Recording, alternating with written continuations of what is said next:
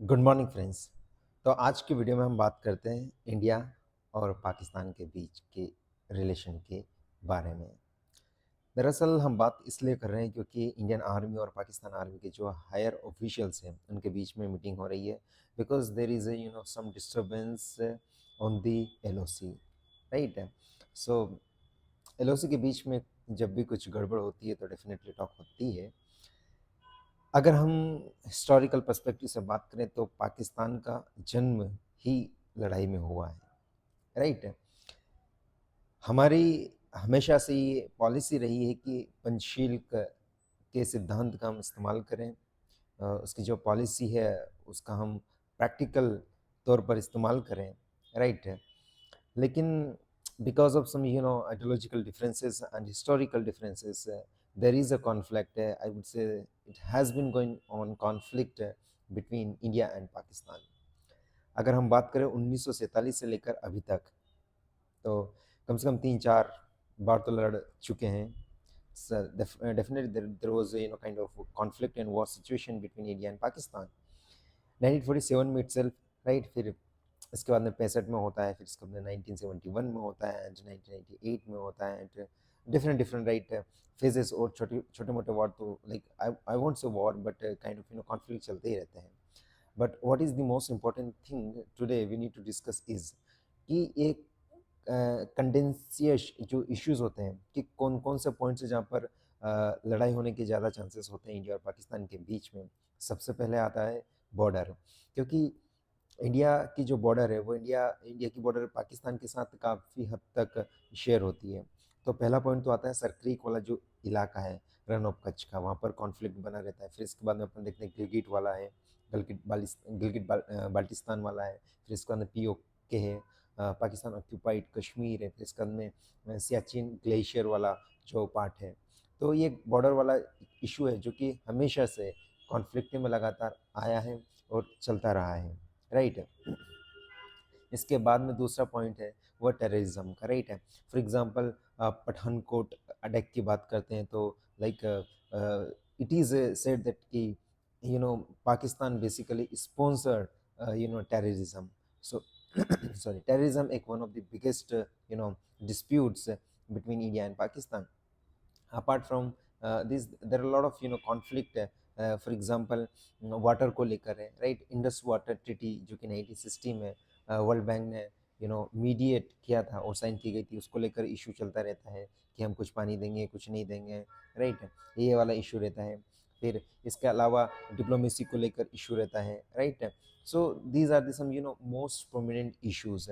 Trade को लेकर होता है, राइट। लेकिन what should be done in the interest of India, that कि कॉन्फ्लिक्ट तो चल ही रहा है, लेकिन मधुकर गुप्ता कमेटी आई थी। एक मधुकर गुप्ता कमेटी ने ये बात कही कि हमको बॉर्डर को फेंस करने की आवश्यकता है। फिर इसके बाद में भारत सरकार ने भी इनिशिएटिव लिए हैं। For example border area development वाला प्रोग्राम चलाया 1966 और शायद 89 के आसपास, राइट। फिर इसके अलावा वाइब्रेंट विलेज प्रोग्राम भी चलाया गया है ताकि आसपास के जो बॉर्डर के आसपास के जितने विलेजेस वगैरह उनका डेवलपमेंट किया जा सके, राइट। और टॉक तो चलती रहती है। these are the some issues, but what is the best way forward? देखिए, it is said that you cannot change your neighbors, you can change your friends but you can't change your neighbors। दोस्त बदल सकते हैं लेकिन आप आपके पड़ोसी को नहीं बदल सकते हैं, राइट। सो एक जोग्राफिकली एक सिचुएटेड है, राइट। तो जोग्राफी को चेंज करना बहुत मुश्किल है, राइट। दूसरी बात है कि हिली एरिया आता है, राइट। काराकोरम वाला, लद्दाख जास्कर वाली जो रेंज आती है, हिमालय वाला पूरा है, तो एक टेरेन वाला बहुत ज़्यादा इशू रहता है। तो हम उसको चेंज नहीं कर सकते हैं। What we can do is कि let's take some optimistic view and interest for both the nations, as India as well as the Pakistan, right. तो what is the best forward? First thing कि हम trade करें। Like India की policy होती है कि like not talk with terrorism, okay, it's good, but we need to rethink on it, because अगर हम ट्रेड नहीं करेंगे तो हमारी इकोनॉमी डाउन हो जाएगी। ऐसा नहीं कि हम पाकिस्तान के तो बहुत ज़्यादा ट्रेड कर रहे हैं और पाकिस्तान के ऊपर ही हमारी इकोनॉमी निर्भर है। बट हाँ, ये बात सही है कि अगर हमारा कम ट्रेड होता है, अगर हमारी इकोनॉमी कम जाती है तो डेफिनेटली हम एक डेवलप्ड नेशन बनने की कगार पे उससे कहीं ना कहीं पीछे छूट जाएंगे। सो डेफिनेटली टॉक होना चाहिए, ट्रेड होना चाहिए, ट्रेड का फैसिलिटेशन होना चाहिए दोनों कंट्री के बीच में। पहली बात तो ये। दूसरी बात ये कि कल्चरल डिप्लोमेसी होना चाहिए, जैसे करतारपुर वाला जो हमने कॉरिडोर बनाया था, राइट। रिलीजियस जो फेस्टिवल्स बनाए जाते हैं और त्यौहार बनाए जाते हैं और डिफरेंट डिफरेंट कल्चरल एक्टिविटीज़ होती है, तो कल्चरल डिप्लोमेसी का यू नो वो करना चाहिए, प्रैक्टिस करना चाहिए, प्रमोट करना चाहिए इंडिया और पाकिस्तान के बीच में, दोनों नेशन के बीच में। दूसरी बात है कि क्रिकेट डिप्लोमेसी भी कहा जाता है। क्रिकेट डिप्लोमेसी के लिए हम क्या कर सकते हैं, फॉर एग्जांपल इंडिया और पाकिस्तान का मैच होता है तो करना चाहिए definitely. Like both the nation should not boycott कि हम इनके साथ नहीं खेलेंगे, उनके साथ नहीं खेलेंगे, नहीं। एक रिलेशन को स्टेब्लिश करने को, एक रिलेशन को स्ट्रेंथन करने का ये भी एक तरीका होता है। अगला तरीका ये हो सकता है कि पोएटिक वाला, जिसको बोलते हैं सॉफ्ट डिप्लोमेसी। लाइक उर्दू की पोएट्री बहुत ज़्यादा फेमस होती है। बहुत सारे पाकिस्तान के जो पोइट्स होते हैं वो इंडिया में आते हैं, उनके शोज़ करते हैं, इंडिया के होते हैं वो पाकिस्तान में भी जाते हैं। इसको स्ट्रेंथ करने की आवश्यकता है, right. So it is a kind of soft diplomacy. तो ये बेस्ट वे फॉरवर्ड हो सकता है कि डेफिनेटली टॉक होना चाहिए, क्योंकि in war no one wins. अगर किसी के साथ युद्ध होता है तो कोई नहीं जीतता है। अगर जीतने वाला व्यक्ति अगर ये सोचता है, जीतने वाली अगर कंट्री भी ये सोचती है कि अगर हम जीत गए, तो उनकी ये सबसे बड़ी गलतफहमी है। क्योंकि जो धन जन की हानि होती है, पावर की होती है, डिप्लोमेसी की होती है, इसका जो इंटरनेशनल रिलेशन भी इमेज होती है वो ख़राब होती है। आपकी जो resources, economic resources, human resources है, उन सब का डिस्ट्रक्शन होता है। सो आप कैसे कह सकते हैं कि हम वार पे जीत गए।